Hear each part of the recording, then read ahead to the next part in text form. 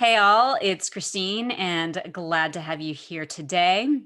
So, we're diving into a topic today that I really haven't had on the podcast, and it's such an important part of health. And so, it's not been good that I haven't had somebody that's an expert in this area on the podcast. So, that's why I'm really, really excited to have this particular woman on today. And that is really talking about movement and exercise and connecting to what your particular body wants around that. Because we all know it's so important for your health on so many levels to move your body. Our bodies were made to move, right? And yet we can get caught up in the ideal of how we should move or what other people tell us that we should do. So today we're going to learn that that's not the case. And I'm going to be talking to my guest, Jenni Hulburt, who's a fitness specialist teaching movement that's part cyclical, seasonal, sweaty, and spiritual. Ooh, all things I like. She has a Bachelor of Science and Master's degree in exercise physiology and sports psychology. As a student of nature and wellness advocate with doTERRA, she works with plant allies in the form of essential oils to teach others about the gifts of the earth for our well being and our connection to life. From the Wild Wellness podcast to her programs, Wild FemFit and the Workout Without Burnout Blueprint, everything she offers is to help others live and sweat in sync with nature. Jenni believes you can reach your goals without sacrificing your well being as you seek to embody what nature has always modeled. It's not a sprint, it's a cycle. Welcome, Jenni. Thank you so much for having me. I'm excited to chat with you. Oh my God, this is, as I just mentioned, as we started, like this is such an important thing because I'll be straight up. I have some clients that are like, yeah, I just can't stick to any kind of movement practice, or they'll start something and they just feel like they're forcing themselves to do it all the time. And, I can get stuck in knowing that we need to move, but not really knowing how to guide them on that. And so, having someone like you around to help is really a wonderful thing. So before we jump into the whys and the hows, can you tell me a little bit about how you got into doing this work in the first place?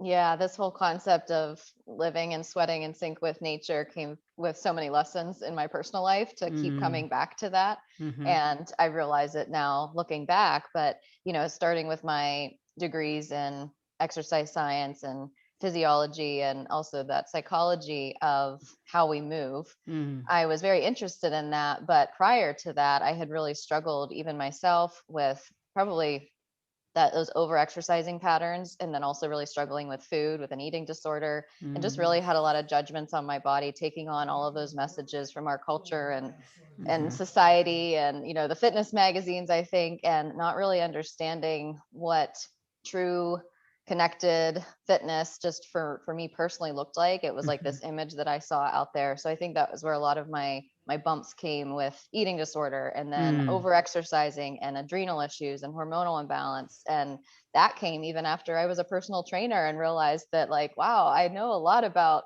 how to help people with fitness programming and how to help them reach their fitness goals, but I didn't learn about working in cycles with, hmm as a woman, especially in school. I didn't learn about how we can, like, embody what nature models for us in the mm, seasons and hmm really understand that. So there was so much that I learned and so much that I needed to learn then through my own experiences, and now helping others to see that we really do have that model in nature seasons and the cycles within our body, even within the moon cycles. Like, there's so many anchors that we have to be able to understand that it's not a sprint, it's a cycle.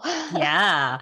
And that's such a, feminine approach or connecting to maybe sort of the divine feminine, right? And not that everybody has to be in their feminine necessarily if that's not where they're fully pulled, but the sprint is more the masculine, right? And this idea that our bodies are the same throughout the month when you're male. And so you can kind of push them that same way or push them harder and harder versus women really don't do well, right? When we sort of push harder and harder and harder over time. And like you brought up, I see it in hormones all the time and adrenal stuff, and particularly if you do have adrenal issues going on, you have to be very careful with what kind of movement you do, right?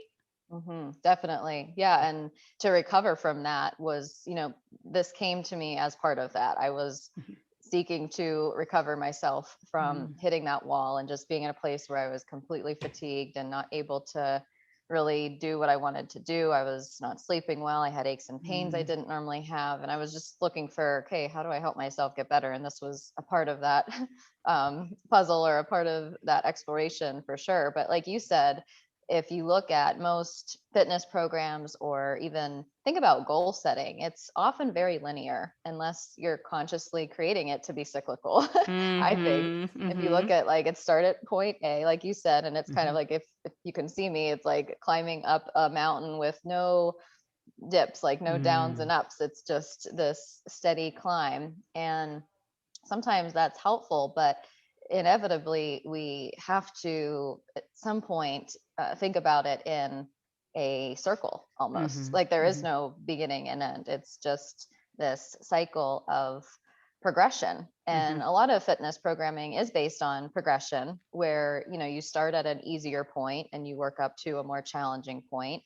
But mhm, again, it's asking, well, is that progression linear, or is that progression cyclical, and does that match with my cycle personally? Because a mhm. lot of times, like, and this is something obviously that I didn't get when I was first training clients as a personal trainer, is that it matters where that person is in their cycle. And Mhm. looking back now, I would have totally rewritten those plans differently and asked my clients, where are you in your cycle? If they didn't have a cycle, we would look at the moon cycles and anchor to that energy, because the new moon is so closely related to that menstrual time, Mhm. and then the Mhm. full moon being ovulation. Mhm. And this is probably something you've talked about on the podcast before, but for listeners who don't have that knowledge yet, like, there are those anchors too. So yeah, I would have paralleled the fitness program and the goals over top of that, like overlaid that and had that as a guide. And if we Mhm. do that, then we can avoid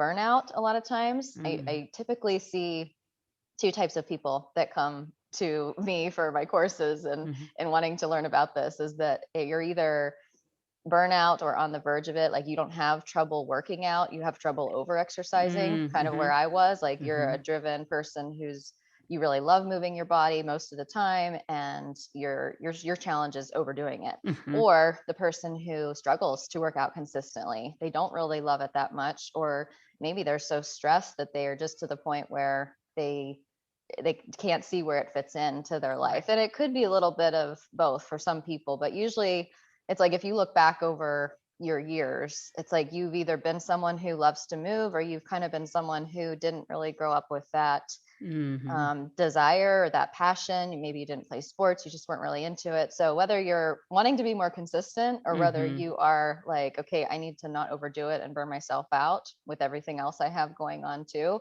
then it kind of depends on those 2 points, because this cyclical approach, I guess, can help in either way, because Mhm. it either gives you something to anchor to be consistent, and to actually understand your own rhythms in a way that you're not going to be fighting against your Mm. body's natural desires and Mhm. natural inclinations of movement versus rest. And then also, it's going to help for sure if you're on that path of burnout or adrenal fatigue or anything going on that way, because it's Mhm. going to help you to understand when to go hard and when to rest, because you need both. Right, and creating those boundaries, because Yeah. that's the hardest thing a lot of times for people that really like to, work out a lot for sure. Mhm. So I definitely wanna, dive into some of the specifics around the cyclical nature, but before we do that, I know some of my listeners would wanna know, so what did you do when you had this adrenal fatigue or adrenal dysregulation happening? How did you change your workouts after that? In terms of at the time, Mhm, before I really had this cyclical teaching mhm, in my knowledge base, I guess, I just started to lessen what I was doing. I knew that I mhm, had to. I knew that honestly I couldn't do what I had been doing. mm, I was just throttling back out mhm, of necessity. mhm, mhm, But then, as I realized what I was dealing with, and doing my own research, I realized that it wasn't helping to be pushing myself too hard too often, because yes, exercise is helpful with our stress response, and it can um, help with that cascade of neurotransmitters that we get, Mhm. the dopamine release, the feel good hormones that help Mhm. us to really feel stable in our mood. And there's so many benefits to it, Mhm. physiologically, psychologically, and being outdoors doing it, that's a whole Yes. nother piece to it, Yeah. that gets us out of inside and like looking out in a vast space. But in terms of all of those benefits, it can also be, if you are doing it too hard too often, it can be the detriment of not having it in the right way for you, Mhm. because that the cortisol release that you get Yes. when you exercise can then be sustained, or it can be, again, like it can come too often for you, and maybe you have a lot of other stressors going on in life. Yeah. So to go back to your question too, like what all did I do? It was actually when I first realized what was going on. Yes, I paid attention to doing what I was doing in workouts, and I Mhm. just started doing less. Mhm. I was training for a lot of long distance races, like half marathon and beyond, and I really throttled back with not really putting myself in a position where I needed to meet a goal like for a race. I just was like, I Mhm. need to get back to a place where I'm just doing this to do it, for the Right. enjoyment of it, not the pressure of preparing for a certain event by a certain time. So it Mhm. was like taking the pressure off. I guess that's a kind of a tangible takeaway for you there. But the other things that I did was looked at how else am I not managing my energy and my stressors in my life. And that's so linked to exercise too, Yeah. because like at the time, I really didn't know much about meditation or breath work. And I had just started yoga practice. I mean, I had done yoga, but not really in the way that I was doing it then. And I made that a commitment to twice a week. I showed up for this class with a teacher that I loved where I trained. So it Mhm. was a it was like the 2 hours of the week that I knew that my mind was actually in a different in a Yeah. different place Yeah. than it Getting in was your other times. parasympathetic nervous system, Yeah, right? I Yeah. wasn't on like that hamster wheel, and I could feel the Mhm. difference. So Mhm. I started making that part of my schedule, and then I realized that I needed a wind down routine, like coming Mhm. off of graduate school, and just prior Mm. to that, I really had gotten by with just being able to cruise through my day, have all this energy, and then just land into bed and go to sleep. Mhm. But it Mhm. started to become the point where it's like that doesn't work anymore. Yeah. And I need a wind down. I have to, you know, get away from the screens. I have Yeah. to Yes. maybe do some journaling or do a meditation and get my mind in a different place. And it just was tools that I hadn't had before, but I started finding all these things that would help me to manage stress and energy better. And it's little stuff. Like it Yeah. wasn't taking hours and hours a day. It was like 10 minutes before bed doing a meditation, and making that a practice. And all those little things added up, Yeah. as you teach, I'm sure, as Yeah. well. it Yeah. those are the things that make the big difference. Absolutely. And I'm glad that you brought all those points up because this is stuff I talk about a lot, right? But most of us need to hear it again and again.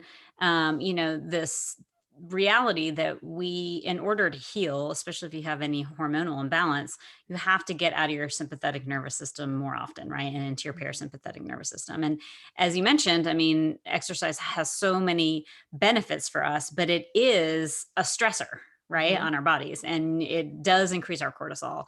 Mhm. And the things I see most, in doing hormone testing is either too high of cortisol, not always across the board, but like it will be, certain times of the day too high of cortisol or too low of cortisol going on. And that's happened after you've already hit that point, and it's not fatigue as sort of the traditional ideas around it, but basically your, hypothalamus and pituitary glands regulate Down regulate. down Yeah. regulate exactly the Mhm. system, and so then you have all this impact on the rest of your sex hormones. Mhm. And so I mean I try and stress all the time how impactful stress is, and I think it's hard for a lot of women to really fully understand that, and they think that they just need to do more, Mhm.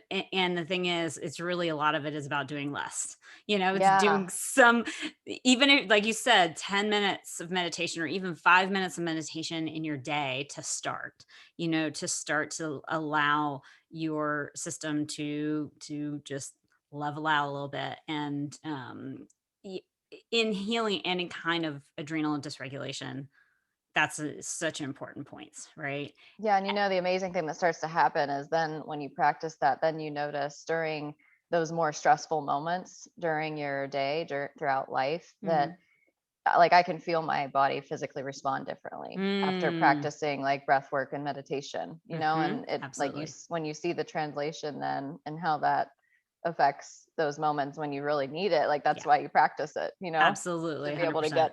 get into those places at other times too. And Right. like you said, there's many different kinds of stressors. Like we often think of it as like, I don't know, at least this is how I thought of it at one Mhm. time. Like, well, you had a stressful conversation, or Mhm. you're stressed about money, or you're stressed about something unknown that's coming up, or something you're waiting to hear about, or like Mhm. more emotional or just everyday basic need stressors, maybe. Mhm. But Mhm. there's digestive stress Yep. from eating foods that are irritating your system, that are inflammatory, that are, Yes. things that maybe whether it's a food sensitivity or whether it's something like sugar or alcohol that just the Mhm. body really doesn't like a lot of anyway, if Mhm. any. Mhm. But yeah, so that's other types of like to think about all the different areas of stress, the physical through your movement, the physical through maybe physical work that you do. Maybe you Mhm. have a job that actually is physically taxing Mhm. or that you do on a regular basis. And then the emotional, psychological stressors,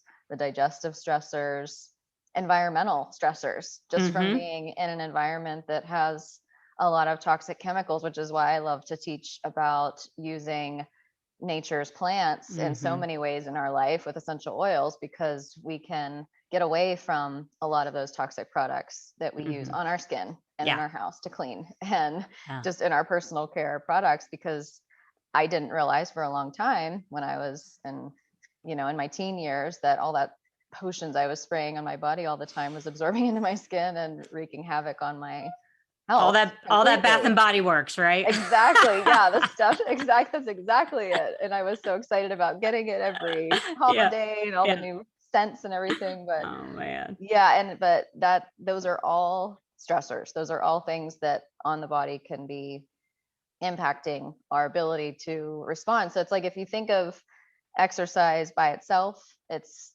kind of like I don't want to make it out to be the bad guy, Right. like that we should be careful of it because it can be too much and too hard, because I think that's sometimes what my messaging might sound like. But Mm. it's Mhm. actually more about managing your energy and stress overall and Mhm. looking at all the areas that might be coming from Mhm. and getting back to that connection with nature. Because if you do that from an environmental standpoint, that's going to help. If you do it from food and eating nature's food, that's going Yeah. to help. If you do it with movement, like all those areas are impacted by that. And that's why I'm passionate about that message right there and why that's it for me. Yeah. I mean, I love it. You literally hit on like every point that I talk to my clients about, because it isn't just one avenue and there's not one supplement or even 10 supplements that you can take to, outrun these other things. It's like Mm-mm. it's more important really to deal with your stressors, the toxins in your environment, before the food that you eat, before you even kind of worry about supplementation in certain instances, Yeah. and and it's hard because it's easy in a lot of ways, right? It's the easy things, it's the things that aren't necessarily gonna cost you a lot, but it's really hard to do them consistently because we're so wired to be working, to be doing, especially as women. I see it often to be doing for others, in our family, for our kids, for our partners, etc.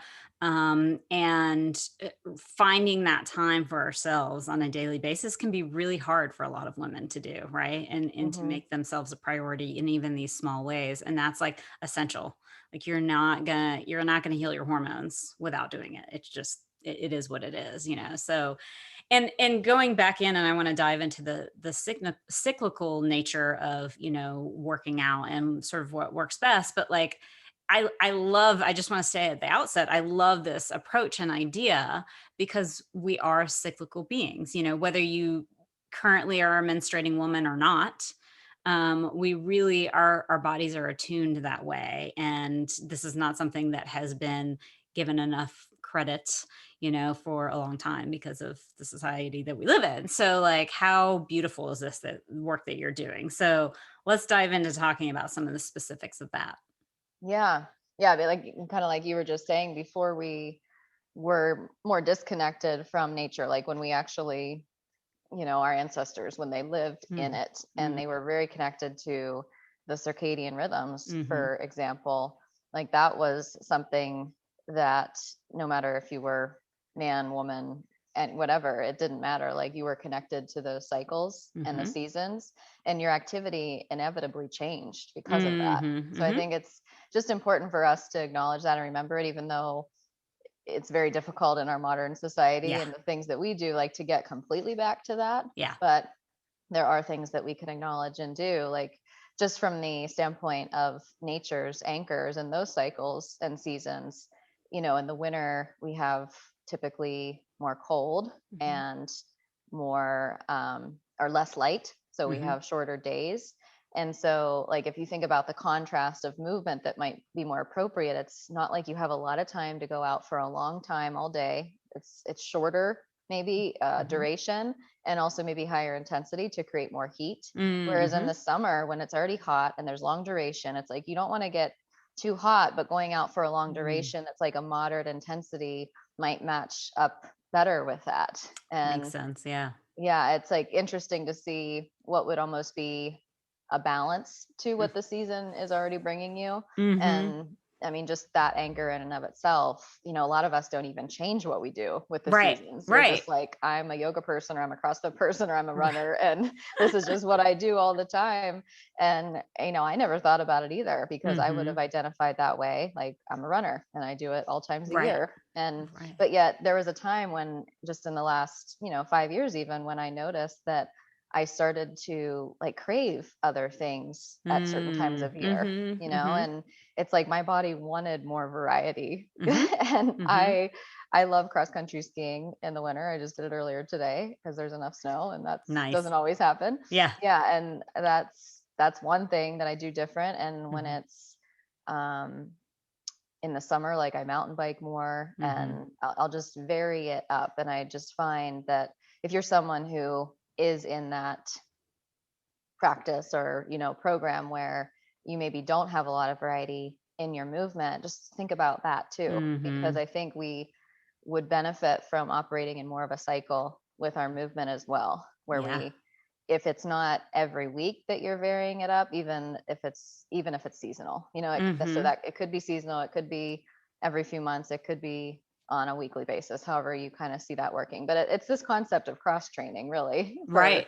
like Right. someone who, and that's even in most programs anyway. Like, even if you are a runner training for a marathon, you're going to have a cross training day most Mhm. weeks where you Mhm. get to just do something else. But it's just, we get so narrow focused in Mhm. what we're doing, and it's like becoming more general versus more Mhm. specific can be Mhm. beneficial for our health, for our Yeah. well-being. Well, Because it's funny, from a fitness standpoint, it's like if you want to get good at something, you do a lot of that one thing, right? right. Right. But from a health standpoint, I think it's more general is where it's at. And that's where I've shifted and realized for myself, like, well, for me, like, I am after health and well-being through my Mhm. movement. I'm not after like making sure I'm, the best at whatever Yeah. activity it is. And everybody's different. So it's fine if that doesn't resonate with whoever's, if you're Right. listening and that's not where you're at right now. But maybe even just take a piece of it and think, well, you still maybe could benefit more from a little bit more variety, even if you are pretty specific in what you do. Yeah. And I think that's such a good point because if you look at some of the, studies and statistics that are out there, when you look at overall health, the sort of more, the more diversity and the more moderation in things that you do over time actually increases your lifespan Hmm. rather than going hard in anything, right? Whether that's a dietary approach or whether that's an exercise approach. Absolutely. The extremes don't actually, it may seem better in the moment and Hmm. you may be, more fit or you may be like crazy energy right now, but like, is that going to actually last for your lifetime and extend your health over the long term. That's not really what the studies are showing, right? And No, not at all. yeah, Yeah. and I also, as you were talking, I was thinking about the seasons of life too, and how Mm, looking at, depending on what's going on in your body, where you are in your lifetime. And also, just for example, I had these surgeries. I had my first surgery. Everybody that listens to this already knows the story, but first surgery go wrong. And then I had, multiple surgeries after. And I had been a full time dancer before all that went down. Right. And so my body was probably at the sort of peak that it had been at, before I went into the surgery. And then all of a sudden, I mean, I couldn't walk uh, two houses down from where I lived without having to turn around and lay down for 6 hours. mhm, And it can be really tough to accept where your body is at, right? When you're sort of used to a high intense place being in that, or just having, sort of ease when it comes to any kind of exercise. And then you can't do that. yeah. And so I really had to work personally with like being okay with that, and just really going with what my body felt like it could do, and then, be as safe as I could in rebuilding my body. Because I had like no abs left. Like my abdomen was just kaput, right? Because that's going to Mhm, happen after they cut you open. Um, and so I mean, I was lucky enough to work with a pelvic floor therapist to rebuild my core, which was, I think really safe and essential. And I highly recommend, if you have core issues, to do mhm, that. But, to get back to a place, and I really started to notice my body liking different things more too, mhm, that I hadn't, like, I'd never really been into Pilates. I'd always been like, go, go, go, because of the dance. And then mhm, I was like, wow, I feel so strong with doing Pilates now. And so it's like that season of life really mhm. called me into doing different movement practices too. And so I think just respecting where our bodies are at any given time, whether we have, excess weight that we want to let go of, that, right now may inhibit some of the movement that we're doing, like really accepting the movement that feels good to your body right now, instead of going with like, well, everybody says to do hit, and that's what you got to do. So, um, and I know it's hard, because we have all these messages coming at us all the time. Yeah. So, That yeah. is such the reflective approach that I teach though. Like when I say movement, that's part spiritual as well. Like to me, it's Mm, that tuning into what your intuition is guiding you towards feeling mhm, best in your body. And like you mhm, said, the seasons of life, like what else might be going on and how would this movement support you best? mhm, Because it's not always about just doing it for what we hear it's for. Like we mhm, hear the messages that like, well, you need to exercise to lose weight. Oh my mhm. goodness. Like, Right, let's just drop that one. You need right. to And exercise. that's And like that's the main idea out there, yeah. right? Yeah. Let Yeah. that go. It really it bothers me how it's so packaged in Mhm. just those because in those compartments of do it to lose weight, do it Yeah. to get a six pack, do it to I don't know, be able to run a distance you've never run. Like there's nothing Right. wrong with any of those things, I guess, in a way, and whatever your goal is. And if it's part of the journey that you're on, that's fine. I'm not Mhm. saying that if you have body transformation goals of some kind Right. that you don't want to incorporate movement, but like Right. let's think of movement as not just those things, but Mhm. in more of like what other purpose does it serve in your life? And it's not just physical. Like Yeah. it does I feel like movement in your body creates movement in a lot of other areas of your life because Totally. it when I go out on any kind of whether it's a hike or a run or a bike, like I get the best ideas and the most Mm. creative That's how I am with spots. hiking. Yeah, same Yeah, way. like I Mhm. have to have something with me. I mean, usually it's my phone now and I Yeah. do like a voice to text notes Yeah. because I'm getting this stream It's of like just downloading it. Yeah. yeah, Mhm. I love it and I have to Mhm. remind myself. I don't know if you feel like this sometimes, but a lot of times like my work is at the computer, Yeah. so I feel like that's almost like I have to continually remind myself, give yourself permission to go out and let that be your your best work session. Like you don't have Mm. to do it behind a computer Yeah. Like, don't Because think I that, don't, oh, that's too fun. Like, I yeah. can't do that, because sometimes I do my best work out there when I'm doing that kind of thing. Absolutely. Like, I don't get creative hits in front of my computer. Like, No, I oh, don't, never. you You're know? right. I don't think I ever have either. Yeah. It's always come like between, and I love moving a lot of times, like if I can in the middle of the day, like after I've worked for a few Mhm. hours and then go and then Mhm. come back to it, because usually I'll be like, it's almost like a wrap up of everything I've done in the morning. And then I'm getting almost like, okay, now here's like your next thing. Here's like your Yeah. next step. It's like life Yeah. force is speaking to me in that way. Totally. You get re-energized. I mean, I Yeah. notice it so much more now. And I wanted to also say, like, one of the things I notice about being in my 40s, and Hmm. perimenopausal years, which a lot of people are listening are in similar place, Hmm. like exercise really shifted into for me such a mental thing now. Like my mental outlook is so much Hmm. better when I move my body, Yeah. in whatever way is called for that day. Hmm. But I didn't really notice that so much before my 40s. It was more just like, what I mean, I was a dancer and I loved to dance. And so I didn't really think about that as exercise so much. But like any kind of thing I did was more to like build my body in some kind of way. And now I'm like, for me, it's almost purely for the mental like stability, Yeah. you know? Yeah. So, I think that's really important for people to think about too. Like if you struggle with, depression or, different just mental issues.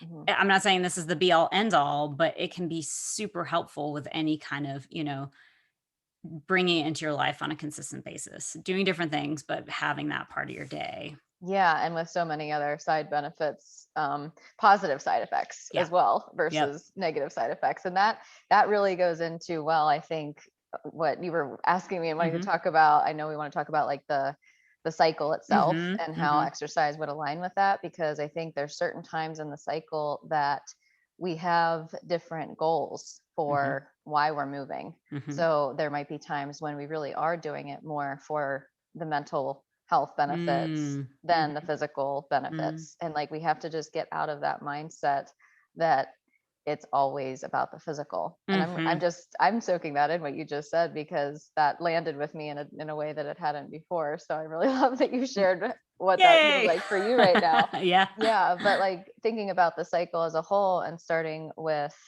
menstruation, the time Mhm. of bleeding, and that being related to the season of winter, but Mhm. also like I call it the base phase Mm. of being where we're kind of at that baseline.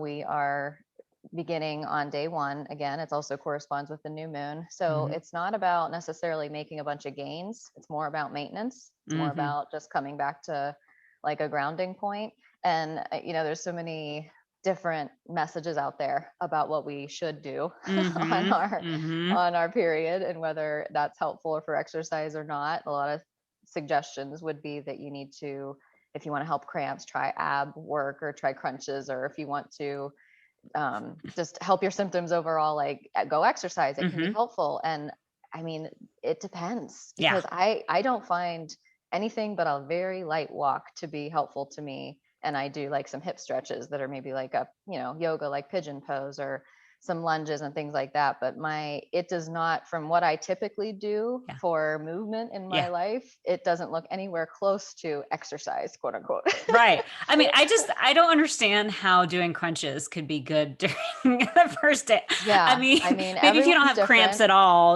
but Right. yeah. Yeah. So like Anyway. the goal of that time, like going back to what you were saying too, the goal of that time is not about the physical gains necessarily. It Right. might be about circulation. It might Mm. be about like releasing tension from the Mhm. body, especially in Mhm. the hips. And it might be about, like you said, more of like the mental health. Like just Mhm. for most of the time for me, it's like just getting outside and enjoying like some quiet moments, even for however length of time that is, if Yeah. it's shorter or longer, like whatever I can get, Yeah. and Absolutely. just being able to incorporate in that way. Mhm. And then the next phase is a rising energy. So I Mhm. call it the build phase. It's the follicular. Mhm. It's also corresponds to spring. It's Mm. the waxing moon phase. And this is like basically when our estrogen's beginning to rise, and we're going to feel more energetic. We're going to Mhm. feel more like going for it. And Mhm. so that would be a time to take advantage of doing harder efforts because you're going to be more resilient to cortisol that Mm-hmm. gets released when you exercise. You're going to Mm-hmm. be better able to recover from hard efforts. And, it's so important for us to build strength, to maintain strength, Yeah. especially as women get older and Yes. bone loss is an issue and just muscle loss is an issue. So like this is the time of a cycle, whether you are menstruating or whether you're following those other anchors that I just said, like Mm-hmm. the moon phases or even seasonally. It's just a good time to think about the building the rising energy and then matching that with a workout that feels more like a challenge a Mm-hmm. little bit. Yeah. Mm-hmm. And then it kind of builds all the way to ovulation, that main event of the cycle. Mm-hmm. And I call that the peak phase or the peak moment, but it's also like where our hormones are often peaking there right Yeah. before the drop. And Yeah. then we have that's corresponds with full moon energy. So it's like that fullness, that brightness. It's an outgoing type of energy. It Mm-hmm. corresponds with summer.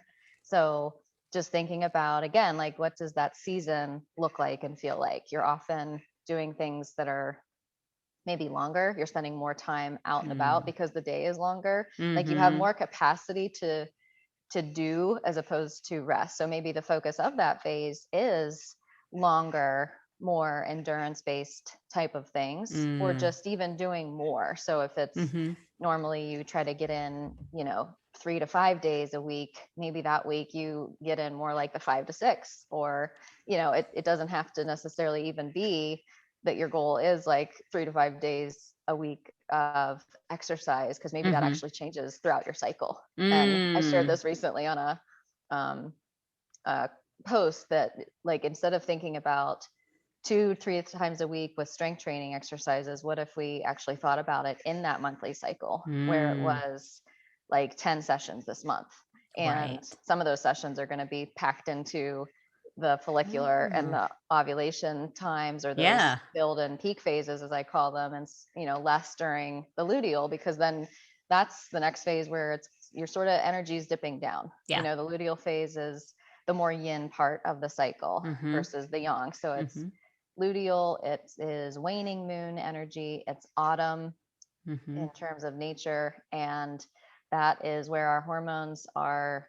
Progesterone's taking more of the front seat, right? And that's going Hopefully. to make Yeah. us, yeah, and Yeah. that can make us feel more sluggish. Mm-hmm. But it's even the fluctuations that we have Yeah. of hormones that can make us feel a little bit off, Yeah. and I don't like drain our energy sometimes, I Yeah. guess is how it feels to me. And so you have to really be in tune. I feel like this is the part of the cycle where you want to be in tune the most to what your body really needs. Mm. And I Yes. know that if I don't get this quite right, if I'm still like in that masculine Pushing. pushing Mm-hmm. mindset, that I really feel it. Like I can Mm-hmm. tell then as I get closer and I start to experience more PMS type Mm-hmm. symptoms, or I struggle more with the menstrual part of the cycle itself, Mm-hmm. then there's a lot of things that go into that. But this Yeah. is definitely the phase where it's like, again, the goal might not be to challenge yourself as much as you can, but Mm-hmm. maybe it's more about alignment, like Mm-hmm. working on issues that you struggle with that maybe are like a nagging injury, or Mm. things that you have neglected throughout the rest of the cycle, or just doing things that are still, it's almost like being consistent but not necessarily looking to make a bunch of gains again. So rather than increase your weights on your strength training that particular time of the cycle, which could be 1 to 2 weeks, Mm-hmm. maybe it's leaning more towards body weight or lower weights and more reps, like just depending on Gotcha. what we're talking about and what your Mm. goals are and what you're up to. Right, right. And I'm glad that you talked about the luteal phase in that way, because I've read in some places and I've never understood that. I think it's more beginning of luteal phase that they would say push harder in your workout. It could And be, yeah, I you might have mean, more energy then. I But guess, around but you, ovulation, you do want to be careful, right, because again, like that's a time when that your body's focusing on something really important, to not, like you said, hopefully progesterone is high during that phase, right, right? right. But if you overdo it, cortisol is a progesterone stealer. So if Yep. your cortisol's too high, like there's a whole connection there with There's a you lot. putting out a lot of cortisol with exercise, having less progesterone than you need, and then that cascading. So Yeah. it would be the very beginning of that cycle, or Yeah. maybe even somewhere during, because I find sometimes I'll get like just a natural boost in energy, Mm. maybe like a week after ovulation, and Mm-hmm. but it's still far enough out from day one of my period Right. that That it's okay it's for just you. like that. Yeah, it's that Yeah. middle point where it's Yeah. like, okay, I kind of feel like I've got some energy to expend again. And like I feel like doing something. It feels Right. fun. It feels energizing to me to do it. But again, like that's where you have to tune in that Right. phase and watch for That's the ups and downs. It's not consistent. Yeah, totally. And that's what I love about you talking about intuition too, because, it's been weird for me over the past couple of years, that I'll actually get a burst of energy like right at the beginning of my period. Like that Hmm. never ever happened to me before, you know? And Yeah. so like sometimes I will do some hit, like that day before or the day I start my period. And really, I'm just in that like, this is what I feel like doing right now, Hmm. phase, even though I know like that's not necessarily what it traditionally would look like. And I never felt that before. But, Yeah. I mean, that's the beauty of perimenopause. Things start going like, doing all kinds of different stuff. And that's why you have to tune in and really respect, right, what your body is kind of calling you to do. And then also, like, even Hmm. though I may feel some extra energy, then I still wouldn't go as hard as I would say, like during that follicular phase, because I Hmm. don't want to overdo this detoxification that my body is going through in terms of having my period. Right. So, yeah, all of it is So is really smart. tuning in. Yeah. Hmm. So do you feel like most women should do kind of this variety of, say, like strength training, hit, yoga? What does that look like?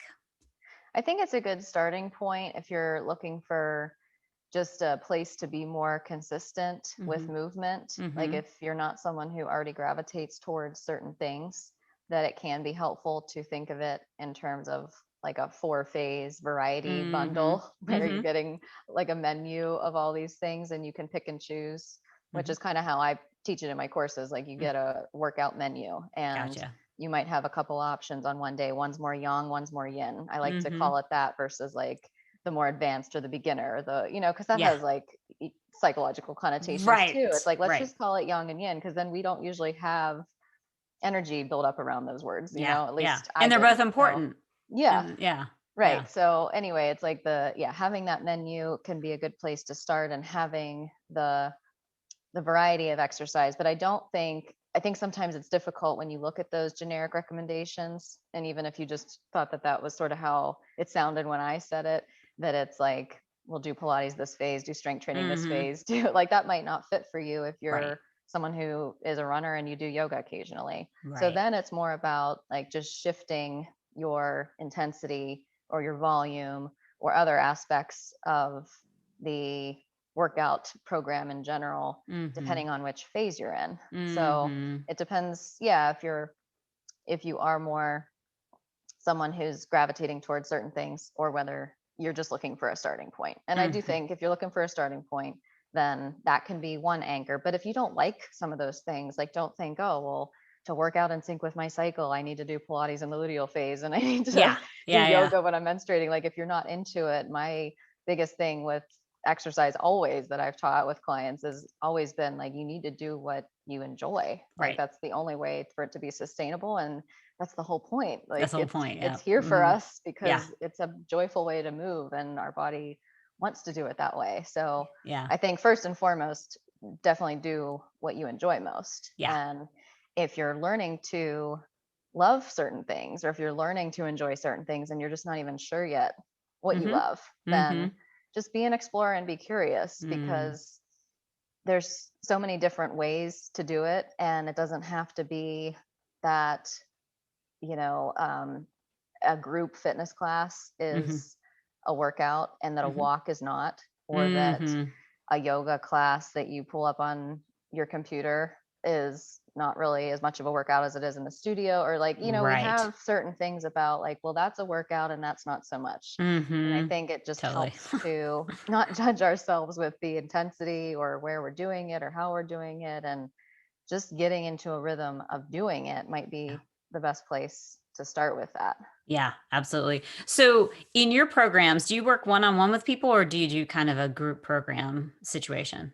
The Wild Femme Fit Mhm. 29-day Mhm. experience is a self-study course, and so is the Workout Without Burnout Blueprint right now. And, Nice. there's opportunity for questions within both of those at the time, Gotcha. as we're recording. But I yeah, those are I both. love the idea of like creating a menu, like or Yeah, be picking from a menu of what you're going to do for that month. Like I think that's super cool. helps It's you realize that you're hitting all those goals, mm-hmm, and that helps with confidence and helps you mm-hmm. feel like, okay, yeah, I am. We like to check off boxes. Yeah, We and like we to like know to have that a we're hitting plan it. for the Yeah, most part, you know. but yet it's flexible Yeah, at the same time. Yep. yeah, yeah. Super cool. Wow, I could totally go on forever about this. I have so many more questions, but we'll wrap it up here. So everybody should get in touch with you via your website. Is that the easiest way? That's perfect. Yeah. Yeah, yeah. JenniHulburt.com, Jenny with an I. I'm sure you'll have a link there. I And will definitely have a link there. they'll be able to see my name in Yeah, that's how it's spelled. And yeah, also I have a podcast, Wild Wellness, if you nice. want to listen to other podcasts, Yeah, and on Instagram at Jenni Hulburt. awesome.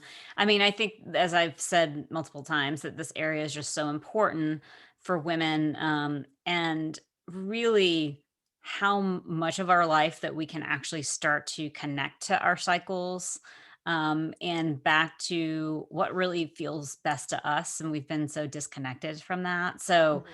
any move that we make to like, okay, this is what feels good, in my body, in my soul, all of these things, like it's what is the underlying component of deep healing, you Mhm.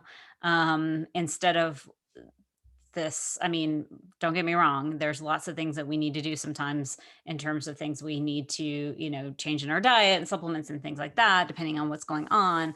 But these foundationals, right? And our bodies and our souls want to just feel good, right? We want to actually enjoy this life.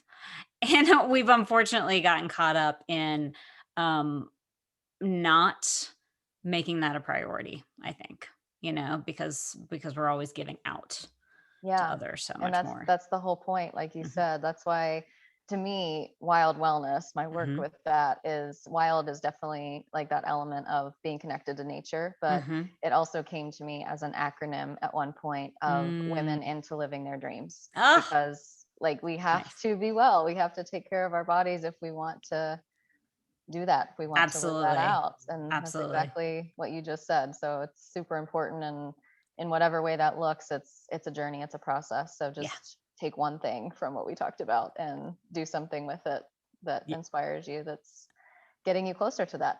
Yes, I love it. And I'm sure on your website too, you talk about some of the toxic stuff and working with doTERRA and everything too, right? If people are interested in learning more about that.